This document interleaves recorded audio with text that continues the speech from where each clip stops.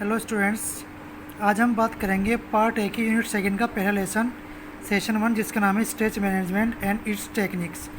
हम आगे अभी पार्ट ए ही कंटिन्यू करेंगे जब तक कि बुक अवेलेबल नहीं हो जाती। तो चलिए बात करते हैं हम स्ट्रेस मैनेजमेंट की। यानी कि सबसे पहले तो हम बात करते हैं स्ट्रेस होता क्या है। स्ट्रेस जिसे आम भाषा में हम क्या कहते हैं, टेंशन कहते हैं, वही स्ट्रेस है। मैनेजमेंट यानी कि हम कैसे अपने इस मैनेजमेंट को कम कर सकते हैं, एंड इट्स टेक्निक यानी कि क्या क्या मेथड इस्तेमाल कर सकते हैं हम अपने स्ट्रेस को, अपने टेंशन को कम करने के लिए। सबसे पहले तो ऑल दिस यानी कि जो लाइफ चेन ऑफ इवेंट्स, यानी कि हमारी जो लाइफ है, हमारा जो जीवन है, इसमें बहुत सारी ऐसी घटनाएं होती हैं जिनसे हमें टेंशन हो जाती है, जैसे दर्द, एंजाइटी, चिंता, अनमेट एक्सपेक्टेशन यानी कि जो उम्मीद ना हो वो हो जाना, फेलियर, असफल हो जाना, फियर और डर होना। इस तरह से बहुत सारी चीज़ें होती हैं जो हमारे टेंशन को बढ़ाती हैं।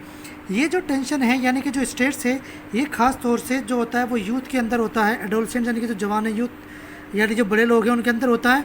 और इससे क्या क्या हो सकता है, एडिक्शन हो जाता है अकेलेपन का, और जो एंटी सोशल मैनरिज्म यानी कि लोगों के साथ अच्छा बर्ताव न करना, वेरियस एलिमेंट्स यानी कि बीमारियां बढ़ जाना, जैसे कि हेडेक, सरदर्द, नोजिया, चक्कर आना, और डिग्रेशन ऑफ कॉग्निटिव एबिलिटीज यानी कि उसकी ताकत कम हो जाना, एंड हार्ट रिलेटेड प्रॉब्लम्स यानी कि दिल की बीमारी हो जाना। तो यानी कि इस तरीके से ये सब चीज़ें क्या होती है, स्ट्रेस होती है। और जो ऐसी सिचुएशन जो स्ट्रेस पैदा करती है उनको स्ट्रेसर्स कहा जाता है। ठीक है, तो यानी कि क्या क्या फैक्टर्स हो सकते हैं जो कि स्ट्रेस को करते हैं, जैसे कि थ्रेट, धमकी, डेंजरस सिचुएशन, खतरनाक धमकी, इरेशनल डिमांड्स यानी गलत तरीके की भावना, सोसाइटी पीयर प्रेशर, किसी के ऊपर बहुत ज़्यादा प्रेशर हो जाना, अनरियलिस्टिक गोल्स जिसकी ज़रूरत नहीं है उनको मकसद सौंपना, एक्सपेक्टेशन उम्मीदें, बैड एक्सपीरियंस बुरे तजुर्बे, फाइनेंशियल लॉस पैसे का नुकसान, डिस्क्रिमिनेशन भेदभाव। तो इस तरीके से कारण होते हैं। और ऐसे की बहुत सारी चीज़ें होती हैं जो हमारे जीवन के अंदर जो स्ट्रेस है वो पैदा करती हैं। और जो स्ट्रेस होता है वो हमेशा निगेटिव ही नहीं होता, पॉजिटिव भी होता है। और पॉजिटिव स्ट्रेस जो होता है वो हमें आगे बढ़ने में, अपने गोल के अंदर पहुंचने में मदद करता है। फॉर एग्ज़ाम्पल, कोई एक बच्चा है जो अपने रूटीन के साथ, शेड्यूल के साथ अपना वर्क करता है, जैसे कि आप करते हैं। स्कूल का जो शेड्यूल होता है, पीरियड्स चलते हैं और उन पीरियड्स में आपको वर्क मिलता है, वो वर्क आप करते हैं। और अगर आप दबाव लेकर के, स्ट्रेस लेकर के, मेहनत करके आप पीरियड्स का काम कंप्लीट कर लेते हैं, लर्न सही कर लेते हैं, तो आपके मार्क्स अच्छे आ जाएंगे, आप सफल हो जाएंगे।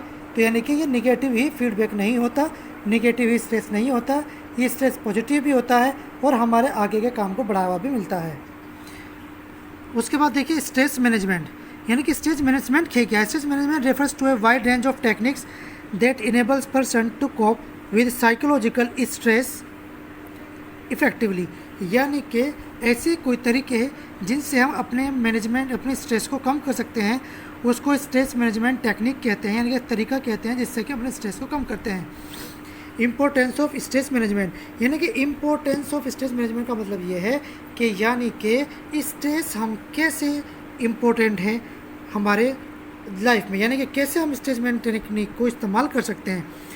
यहाँ पर ये बात ध्यान देने के लिए है कि जो हम क्वेश्चन नंबर D6 लिखेंगे उसमें ऊपर की पहले 2 लाइनें लिखेंगे, लिखने के बाद फिर नीचे की ये जितने पॉइंट्स हैं इनमें से कोई भी आप 5 पॉइंट लिख सकते हैं।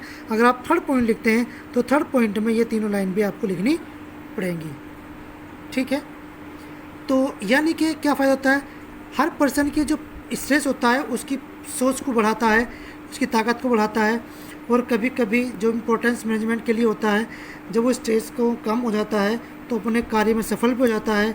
और जब आदमी को पता चलता है कि मैं स्ट्रेस ले रहा हूँ तो वो उस स्ट्रेस को अपने कम कर सकता है। जब स्ट्रेस कम होगा तभी वो अपने वर्क में क्या करेगा, सफल होगा। स्ट्रेस मैनेजमेंट की एक टेक्निक ये भी है कि काम करने के बीच में हम गैप दे दें ताकि हमारे अंदर स्ट्रेस ना बढ़े। और जो स्ट्रेस होता है वो फिज़िकल भी होता है, साइकोलॉजिकल भी होता है। फिज़िकल जो होता है वो हम तो खाना खा करके, सो करके, एक्सरसाइज करके घटा सकते हैं, लेकिन जो साइकोलॉजिकल स्ट्रेस होता है वो बहुत मुश्किल से कम होता है। उसके बाद स्ट्रेस मैनेजमेंट टेक्निक्स, यानी कि स्ट्रेस मैनेजमेंट टेक्निक्स कौन कौन सी हैं, कौन कौन सी टेक्निक्स का हम इस्तेमाल कर सकते हैं जिससे हम अपने स्ट्रेस को कम कर सकते हैं। देखिएगा, जैसे कि हमारे पास कुछ स्ट्रेस मैनेजमेंट की टेक्निक हैं, जैसे कि physical exercise, yoga, meditation, vacation and nature walks. तो पहले हम बात करते हैं फिजिकल एक्सरसाइज की, यानी कि जो फिजिकल एक्सरसाइज होती है, यानी कि कूदना होता है, दौड़ना होता है, भागना होता है, और उसके बाद जो हम जिम करते हैं और वो भी फिजिकल एक्सरसाइज होती है। ठीक है, तो यानी कि फिजिकल एक्सरसाइज होती है जो कि हमें ज़रूर होता है, फ़ायदेमंद होती है अपने शरीर को फिट रखने में, अपने स्ट्रेस को कम करने में। जैसा कि रिलीज इंडोमॉर्फिन, यानी कि केमिकल होता है जो इंडोमॉर्फिक होता है, हमारी बॉडी से निकलता है और ये हमारे स्ट्रेस को कम करने में मदद करता है। जो फ्रस्ट्रेशन आदमी होता है उसको रिलीफ मिलता है और उसको स्ट्रेस से आसानी होती है। जो आदमी एक्सरसाइज जब करता है तो उसको जो स्ट्रेसफुल सिचुएशंस होती हैं उनसे बाहर निकलने में मदद मिलती है और उसकी जो बॉडी होती है वो फिट होती है और लड़ने में बेहतर होती है और ये हमारे अंदर कॉन्फिडेंस भी बढ़ाता है। उसके बाद योगा भी एक एक्सरसाइज ही होती है। जो फिज़िकल पोस्चर्स होते हैं, इन पोस्चर्स में हम ब्रीथिंग से, अपने फिज़िकल से, नाक से, आँख से, मुंह से, कान से, पैरों से अलग अलग तरीके की एक्सरसाइज कर सकते हैं।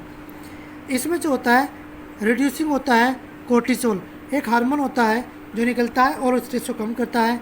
साउंड स्लीप यानी कि नींद को बेहतर बनाता है। सेंस ऑफ हैप्पीनेस यानी खुशी को बढ़ाता है। रिमूवल डिफरेंट एलिमेंट्स यानी कि हमारी बीमारियों को कम करता है।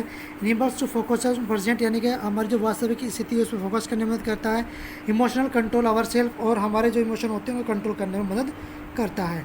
उसके बाद होता है मेडिटेशन कहते हैं, जिसे ध्यान लगाना कहते हैं, यानी कि जब हम ध्यान लगाते हैं तो वो भी हमारी एक एक्सरसाइज होती है और उससे भी हमारा जो स्ट्रेस होता है वो कम होता है।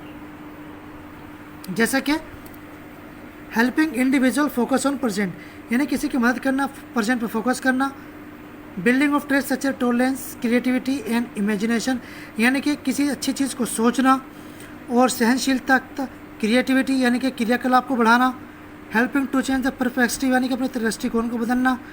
Providing strong sense of motivation, यानी किसी को मोटिवेट करना, किसी को अच्छी बातें समझाना।